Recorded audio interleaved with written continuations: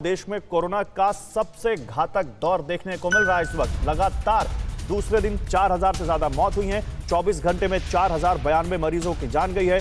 2 दिन में 8000 से ज्यादा मरीजों ने दम तोड़ा है।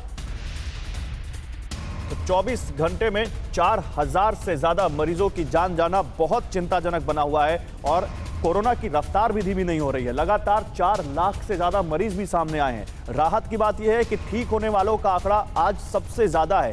3,85,000 से ज्यादा मरीज ठीक हुए हैं और इस बीच कुछ उम्मीद भरी खबरें आ रही हैं कोरोना की दवाई से जुड़ी हुई, कोरोना के इलाज से जुड़ी हुई। तो इन सब पर बात करेंगे, लेकिन कोरोना का सबसे घातक दौर बिग वॉल पर ग्राफिक्स के जरिए आपको दिखाते हैं कि ये कितना घातक है और ये आंकड़े जो लगातार आ रहे हैं ये कम क्यों नहीं हो रहे हैं, इस पर भी बात करेंगे हम। लेकिन पहले ये आंकड़े देखिए।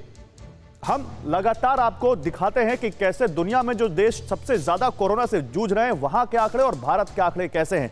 हम 8 मई को अगर मौत के आंकड़ों को कंपेयर करें तो भारत के आसपास भी नहीं है कोई देश नंबर 2 या नंबर 3। भारत 4000 से ज्यादा लगातार मौत के आंकड़ों में बना हुआ है दूसरे दिन, और यह बहुत चिंताजनक बात है। नंबर 2 पर जो ब्राजील है वहां 2000 के आसपास आंकड़े हैं और अमेरिका में तो 1000 से भी कम है, यानी अमेरिका ने अपने यहां बहुत हद तक कोरोना पर काबू पाया है। अब सवाल यह है कि भारत में यह काबू कब पाया जाएगा। कुमार कुंदन के पास चलते हैं। कुमार, कल भी एक लंबी प्रेस कॉन्फ्रेंस हुई सरकार की तरफ से, लंबे आंकड़े दिए गए, सरकार का क्या कहना है?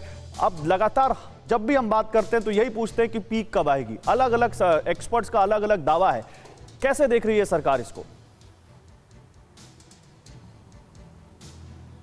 देखिए गौरव, एक चीज़ तो तय है कि किसी भी एक्सपर्ट का कोई भी दावा अभी तक सही होता हुआ नहीं दिख रहा, सिवाय इसके कि कोरोना के केस बढ़ते जा रहे हैं।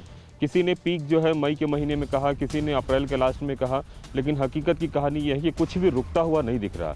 दिल्ली में भी अगर देखें तो केसेस में बेशक कमी आई है, मौत का आंकड़ा जस का तस बना हुआ है।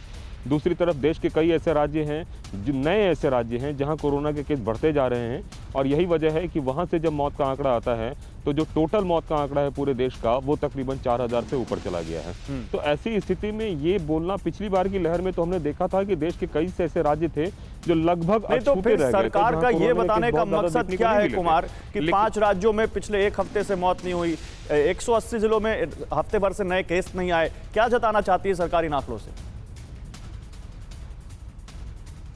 देखिए, सरकार इन आंकड़ों से सिर्फ एक पॉजिटिव मैसेज देना चाहती है लोगों के बीच कि अभी भी कई ऐसे जगह हैं जहां कोरोना नहीं है। जो कोरोना प्रोटोकॉल बिहेवियर है उसका पालन कीजिए और संभव है कि ये सारी चीजें ठीक हो जाएंगी। लेकिन ये सिर्फ दिल बहलाने के लिए जो है ये गालिब का ख्याल है गौरव।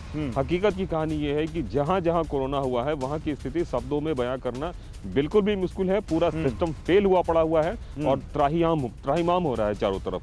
किसी भी राज्य के आंकड़े, आप महाराष्ट्र को उठा लीजिए, दिल्ली को उठा लीजिए, उत्तर प्रदेश को उठा लीजिए और बिहार को उठा लीजिए, मतलब साउथ में आप केरल चले जाइए, कहीं भी स्थिति बहुत अच्छी नहीं है। सिर्फ राहत की बात यही है कि जिन जगहों पर मेडिकल इंफ्रास्ट्रक्चर थोड़ा सा भी बेहतर है वहां मौत के आंकड़े थोड़े कम हो रहे हैं। मतलब अगर केरल में आप देखेंगे तो मौत के आंकड़े थोड़े कम है। अड़ी सोमवार से शुक्रवार शाम 6 बजे सिर्फ TV9 भारतवर्ष पर।